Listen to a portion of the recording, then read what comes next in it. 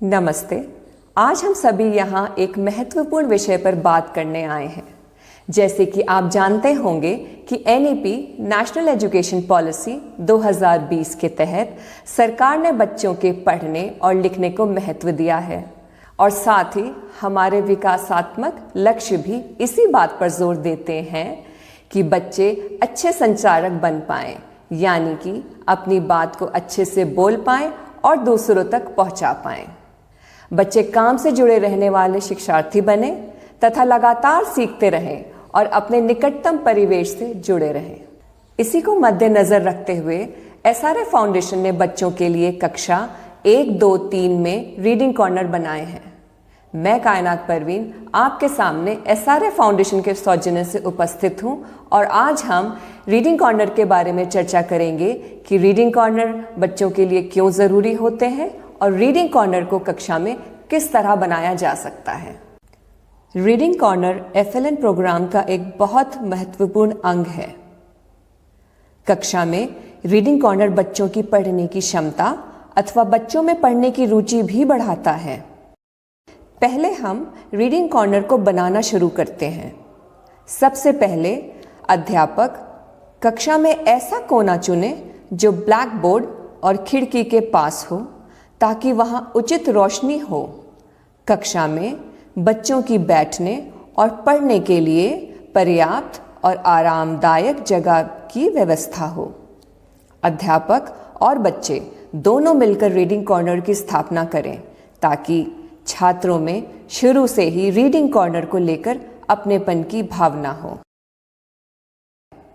इसका मुख्य उद्देश्य बच्चों में व्यवहारिक गतिविधियों के माध्यम से आयु अनुसार पठन कौशल को प्रोत्साहित करना तथा बच्चों को सार्थक रूप से व्यस्त रखने के लिए एक सीखने योग्य आनंदमय वातावरण प्रदान करना है। रीडिंग कॉर्नर अध्यापक और बच्चों को FLN से जुड़ी शिक्षण अधिगम सामग्री कक्षा में इस्तेमाल करने के लिए आसानी से उपलब्ध कराती हैं। रीडिंग कॉर्नर बनाने के लिए कुछ ज़रूरी सामान होते हैं जो हम आगे इस वीडियो में बताएंगे, जैसे कि रैक स्टैंड, प्रदर्शन बोर्ड, किसी भी थीम पर अभिनव पृष्ठभूमि यानी कि बैकग्राउंड, सुनने बोलने के लिए उपकरण जैसे Bluetooth speaker, mic, pen drive आदि, सचित्र चार्ट और पोस्टर का प्रदर्शन, FLN आधारित मैनुअल और कार्यपुस्तिकाएं, TLM किट, चुनी हुई लाइब्रेरी की पुस्तकें। रीडिंग कॉर्नर बनाने की शुरुआत में सबसे ज़रूरी यह है कि अध्यापक एक बैकग्राउंड बनाएं। बैकग्राउंड बच्चों को पढ़ने और सीखने की एक सकारात्मक जगह प्रदान करता है। अध्यापक मौसम, त्योहार या पढ़ाए जा रहे पाठ के आधार पर बैकग्राउंड बनाएं। उदाहरण के लिए गर्मी के मौसम में उपलब्ध आम, चमकता हुआ सूरज आदि। अगर ऐसा कोना ना मिले तो अध्यापक अपनी कल्पना और समझ से कोई दूसरा अनुकूल कोना रीडिंग कॉर्नर के लिए चुने। रीडिंग कॉर्नर के दीवार की स्थिति एवं पेंट एकदम सही हालत में होनी चाहिए। यदि दीवार खराब है या छत टपक रही है तो पहले उसकी मरम्मत करवाएं।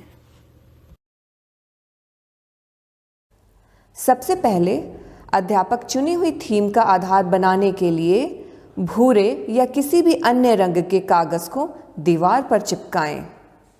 रंग बिरंगे कागज और कैंची की मदद से सूरज, पेड़, बादल, मोर, बत्तखें, हरी घास आदि बनाएं तथा डिज़ाइन के अनुसार गोंद से चिपकाएं।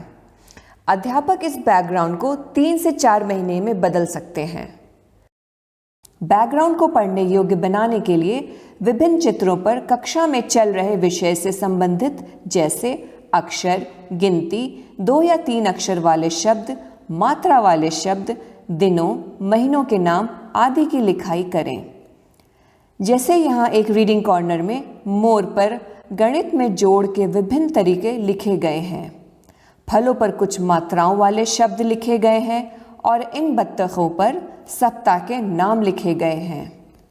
अध्यापक ध्यान दें कि बैकग्राउंड पर चित्रों के आकार और लिखाई बड़ी और साफ हो तथा बच्चों की पहुंच तक हो ताकि बच्चे आसानी से पढ़ सकें। रीडिंग कॉर्नर में सबसे महत्वपूर्ण चीज़ होती है किताबें और पोस्टर, क्योंकि इनके बिना रीडिंग कॉर्नर पूरा नहीं हो सकता। इसीलिए ज़रूरी है कि किताबों और पोस्टर को सुरक्षित रखने के लिए दिए गए बुक स्टैंड का इस्तेमाल किया जाए। अध्यापक किताबों और पोस्टर को बुक स्टैंड पर प्रदर्शित करें। अध्यापक यह सुनिश्चित करें कि बुक स्टैंड बच्चों के लिए सुरक्षित हैं और किताबें और पोस्टर बच्चों के लिए आयु और उनकी पसंद के अनुसार हैं। अध्यापक को समय समय पर रैक स्टैंड पर किताबें बदलते रहना चाहिए तथा पुस्तकों की रखने की स्थिति को बदलते रहना चाहिए ताकि किताबों में बच्चों की रुचि बनी रहे। इसके बाद हम बात करते हैं डुअल बोर्ड की। कक्षा में पढ़ाए जाने वाले विषय संबंधित लेख चित्र का प्रदर्शन करने के लिए अध्यापक डुअल बोर्ड का उपयोग कर सकते हैं। डुअल बोर्ड के माध्यम से अध्यापक बच्चों के कई प्रकार की गतिविधियां करा सकते हैं। आप देख सकते हैं ये है एक डुअल बोर्ड जिसकी एक तरफ है व्हाइट बोर्ड और जिसकी दूसरी तरफ है ब्लू पिन बोर्ड, और मेरे पास है कुछ फ्लैश कार्ड्स। तो मान लेते हैं कि व्हाइट बोर्ड पे अध्यापक ने यहां लिखा अंक 10। अध्यापक बच्चों को बुलाएंगे और बच्चे अध्यापक के पास ये रखे हुए फ्लैश कार्ड्स उठाएंगे और जिन्हें पढ़ेंगे। पढ़ने के बाद बच्चे इनकी गिनती करेंगे और इसका जोड़ बनाएंगे, जैसे कि 7 और 3 मिलकर बनता है 10। उसी प्रकार अध्यापक दूसरे बच्चों को बुलाएंगे और कुछ अलग अंक चुनने को कहेंगे।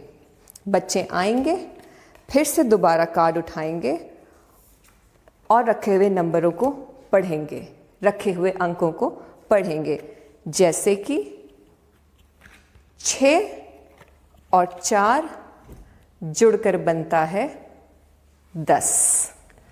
इसी गतिविधि को अध्यापक दूसरी तरीके से भी कर सकते हैं। जैसे कि आप देख सकते हैं इस ब्लू पेन बोर्ड में एक फ्लैश कार्ड लगा हुआ है जिस पे लिखा हुआ है अंक 10। अध्यापक बच्चों को बुलाएंगे और बच्चों से इस व्हाइट बोर्ड पर कुछ ऐसे अंक लिखने को कहेंगे जिसे जोड़कर बनता है अंक 10। तो बच्चे आएंगे और सोचते हुए कुछ 2 अंक इस प्रकार से लिखेंगे जिनका जोड़ होता है 10। तो बच्चे लिखेंगे 9 जोड़ा 1 जो होता है 10। इस डुअल बोर्ड की मदद से अध्यापक कक्षा में विभिन्न प्रकार की गतिविधियां बच्चों के साथ करा सकते हैं। रीडिंग कॉर्नर में अध्यापक किताबों के अलावा और भी पठन सामग्री रख सकते हैं जो बच्चों को पढ़ने में सहायक होती हैं, जैसे TLM किट, वर्कबुक, स्टेशनरी आदि। अध्यापक के लिए आवश्यक है कि स्टेशनरी की देखरेख करें और उन्हें रैक स्टैंड में रखे डिब्बों के अंदर पाउच में संभाल कर रखें ताकि आवश्यकता अनुसार इनका उपयोग किया जा सके।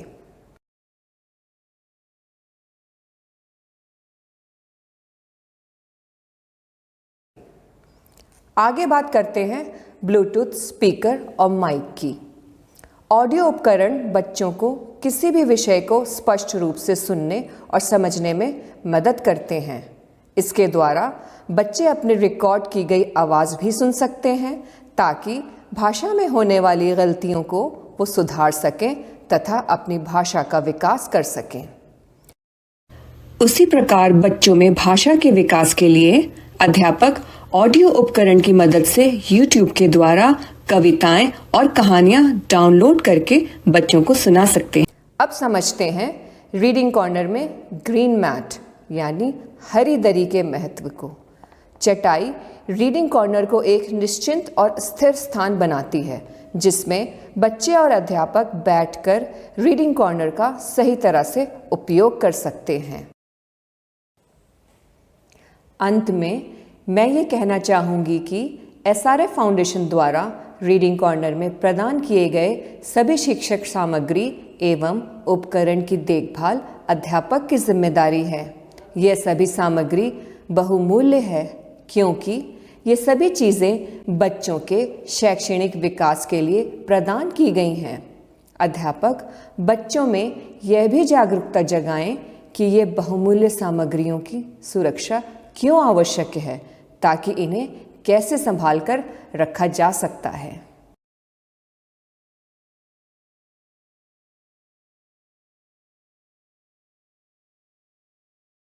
धन्यवाद।